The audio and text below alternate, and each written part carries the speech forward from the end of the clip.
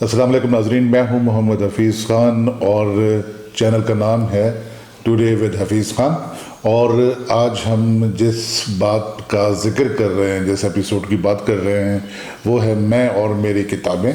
اور اس میں جو آج کی کتاب ہے وہ میاں والی کے معروف شاعر ہیں محمد مظہر نیازی، ان کی نئی کتاب لفظ۔ پچھلے دنوں جب یہ کتاب مجھ تک پہنچی اور اس کی میں نے ورق گردانی شروع کی تو ابھی اس کا پہلا ایک شعر پر میری نگاہ پڑی تو میں چونک کر رہ گیا۔ شعر کیا تھا؟ ایک کمال شعر تھا۔ جس دھرتی تے منگتے ہوں ون، اس دھرتی تے شاہ مکویدن۔ میرے سامنے 1991 کا وہ سارا منظرنامہ گھوم گیا کہ جب میری میاں والی میں پوسٹنگ ہوئی تھی بطور سول جج کے، تو وہاں ہمارے جب میں گیا تو جو ادبی منظرنامہ تھا اس پہ ہمارے دوست سلیم حسن چھائے ہوئے تھے۔ سلیم حسن سے ملاقات رہتی، سعید اختر صاحب بھی ایک بہت بڑا نام ڈیر اسماعیل خان کا، اور ان کی بھی جو دیرہ سندھ کنارے اس وقت آ چکی تھی اور بڑی معروف ان کی سرائکی شاعری۔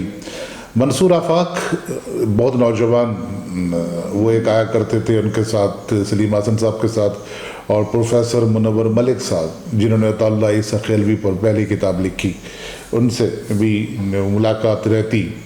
اس طریقے سے وہ سارا جو میاں والی کا منظرنامہ تھا شاعری کا وہ میرے سامنے آتا رہتا تھا۔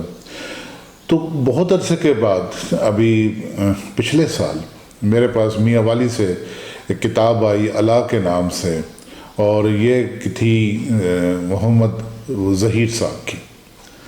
میں ان کی شاعری پڑھ کر چونکا کہ ایک نوجوان آدمی جس نے سرائکی غزل کو کہاں سے کہاں لا کھڑا کیا ہے۔ سرائکی غزل کا آپ آغاز دیکھیں تو چاہے آپ وہ خواجہ فرید کی کافیوں کی کچھ جو غزل نما کافیاں ہیں وہاں سے کریں، یا اس کا جو باقاعدہ آغاز ہوتا ہے سرائکی غزل کا جس میں وہ پوری تغزل موجود ہے اور وہ مقامی چھندوں میں لکھی گئی ہے، تو وہ خرم بہاولپوری کی غزل ہے جو آج سے تقریباً 100 سال سے زیادہ کا عرصہ بنتا ہے اس کو شروع ہوئے۔ لیکن آپ دیکھیں کہ درمیان میں ایک وہ دور آتا رہا ہے کہ جب سرائکی غزل لکھنے کی بجائے سرائکی زبان میں غزل لکھنے کی کوشش کی گئی، یعنی اس میں جو بحریں تھیں یا اس کا نظام عروض تھا وہ سارا کا سارا فارسی کا برتا گیا۔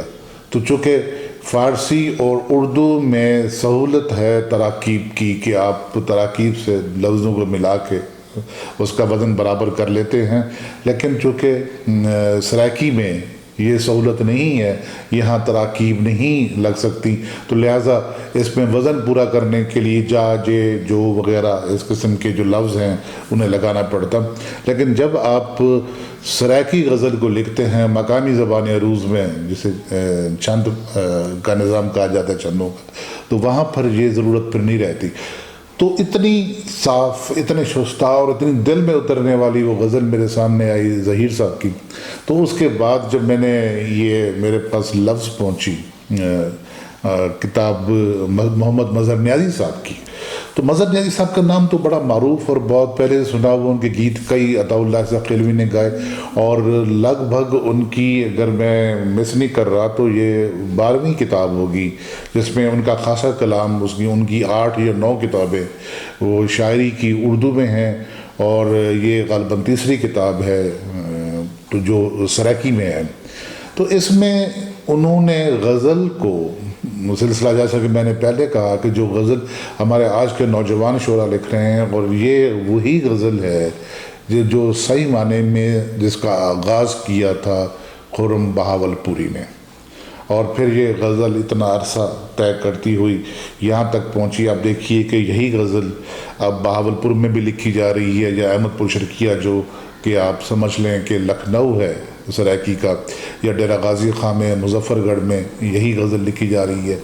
اور پھر وہ ملتان میں جو ارشد ملتانی صاحب نے جب سرائکی غزل لکھنے کا آغاز کیا تو پھر یہی سرائکی غزل سامنے آئی۔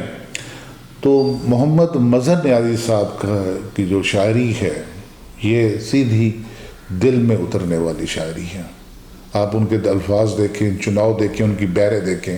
انہوں نے عموماً چھوٹی بحروں کا انتخاب کیا ہے، لیکن جہاں انہوں نے بڑی بہروں میں بھی کلام کیا ہے تو انہوں نے کمال کر دیا ہے. ان کا جو لفظ ہے اس میں سے کچھ ان کے چیدہ چیدہ اشعار سناؤں اور آپ دیکھیں کہ آج کی سرائکی غزل کہاں پہنچی ہے. اور یہ سرائکی غزل یہ یوں ہی نہیں پہنچی، اس میں ہمارے شاعروں کا اور اس میں مظہر نیازی صاحب جیسے شاعروں کا بہت کنٹریبیوشن ہے کہ جنہوں نے اپنی فکر سے اپنی سوچ سے سرائکی غزل کو کہاں کا کہاں پہنچا دیا ہے. کہ میں اجاں ہور جاگنا چاہتا، میں اجاں ہور جاگنا چاہتا، زندگی خواب گھن کے آ گئی ہے. یا دیکھیں ان کی ایک اور جگہ پہ وہ کہتے ہیں کہ تیرے ہوون دے نال ہوون ہیں، تیرے ہوون دے نال ہوون ہیں، سادہ ہوون ایڈا ضروری نہیں. دکھ دا احساس ہونا چاہیے، دکھ دا احساس ہونا چاہیے، ورنہ روون ایڈا ضروری نہیں.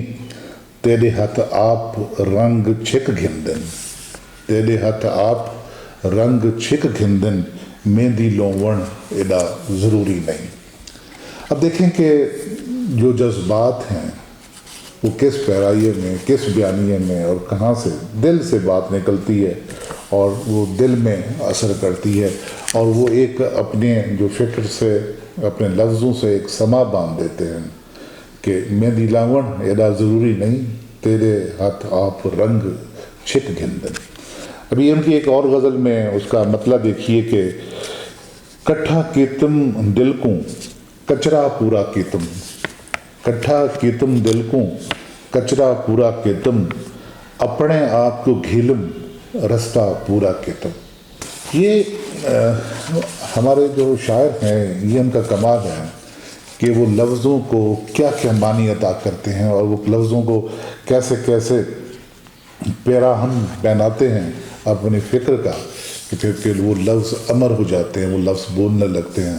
اور شاعری تو آپ جانتے ہیں شاعری کبھی نہیں مرتی، شاعری اپنے لفظوں سے پھر نئے لفظ نکالتی رہتی ہے. جیسے ایک پودا بہار کے موسم میں نئی کونپلیں نئے شگوفے اگاتا ہے اور اس میں سے کئی پھر تناور شاخیں بنتی ہیں اور پھر وہ درخت بنتے ہیں، اور پھر آپ انہیں ایک جگہ سے دوسری جگہ لے کر جائیں تو پھر ایک جگہ سے دوسری جگہ پھر وہ ایک نئی شاعری، ایک نیا رجحان ساز ادارہ بن کے سامنے آتے ہیں. اور یہ وہ ایک مقام مرتبہ ہوتا ہے کہ جب کوئی شاعر ادارہ بنتا ہے، جب کوئی شاعر حوالہ بنتا ہے، ریفرنس بنتا ہے اور اس کے اشعار بطور ریفرنس کوٹ کیے جاتے ہیں. تو یہ شاعری کی اور یہ فکر کی معراج ہوتی ہے. مظہر نیازی صاحب کے غزل میں ایک اور دیکھیے کہ جس کا ایک شعر میں پہلے بھی آپ کو سنا چکا ہوں، اس کا مطلب ہے کہ جیون لگداں سا مک ویندن، جیون لگدا سا مک ویندن، بھج پواں تاں راہ مک ویندن، جس دھرتی تے منگتے ہوون اس دھرتی تے شاہ مک ویندن.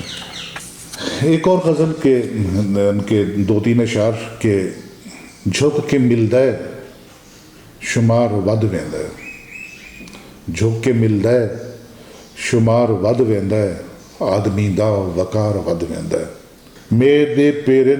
میرے پیرن سفیر سفراں دے، میرے پیرن سفیر سفراں دے، میں جو ٹرداں تا شہر ود ویندا ہے. تیرے آون تو پہلے تنگ ہوندا ہے، اسی غزل میں سے تیرے آون تو پہلے تنگ ہوندا ہے، تو جو آویں بازار ود ویندا ہے. ایک اور غزل میں دیکھیے کہ کیا لب الجھا ہے، تو میرا انتظار واپس کر، تو میرا انتظار واپس کر، جیڑا میں کیتا ہے پیار واپس کر، ہک ہک ہنج دا حساب دے میں کو، جتنا لڑ ہے سنگار واپس کر. اور اب آخر میں ان کی ایک اور غزل کے دو اشعار. مکدے نہیں کرلاون نال، مکدے نہیں کرلاون نال، دکھتا ہوندن ساون نال، وڈے بندے مر نہیں ویندے. اس شعر پہ غور کیجیے گا. وڈے بندے مر نہیں ویندے، ڈو مک مٹیاں پاون نال، وڈے بندے مر نہیں ویندے، ڈو مک مٹیاں پاون نال. یہ شعر نیازی صاحب ہی کہہ سکتے تھے، مظہر نیازی صاحب۔ مظہر نیازی صاحب جیسا کہ آپ جانتے ہیں کہ ایک پڑھے لکھے اور باشعور شخصیت، جب وہ شاعری میں آتے ہیں، جب وہ اپنا کلام لکھتے ہیں اور جب وہ اپنی فکر کو فراہم کرتے ہیں تو یقیناً وہ لوگوں میں رجحان بدلنے کی ایک طاقت لے کر آتے ہیں، توانائی لے کر آتے ہیں۔ اور ہمارے جو یہ شعراء ہیں جن کا نام میں نے شروع میں لیا، میاں والی سے جناب سلیم حسن صاحب ہیں، سعید اختر صاحب ہیں، ڈاکٹر اسماعیل خان سے، اور ظہیر صاحب کا میں نے نام لیا، منصور آفاق کا میں نے نام لیا، اور مظہر نیازی صاحب، تو یہ وہ لوگ ہیں کہ جن پہ اللہ تعالیٰ کا خاص کرم ہے اور یہ رجحان ساز شاعر کے طور پر سامنے آئے ہیں اس دھرتی کے ساتھ۔ تو یہ تھی ہماری آج کی گفتگو میں اور میری کتابیں کے سلسلے میں، اور اگر آپ کو یہ گفتگو اچھی لگی ہو تو آپ اسے ضرور شیئر کیجیے گا اپنے دوستوں کے ساتھ، اپنے احباب کے ساتھ، اور channel today with Hafeez Khan کو ضرور سبسکرائب کیجیے گا تاکہ آپ سے گفتگو کا یہ سلسلہ چلتا رہے۔ آج کی گفتگو بس اتنی، اجازت دیجیے، خدا حافظ۔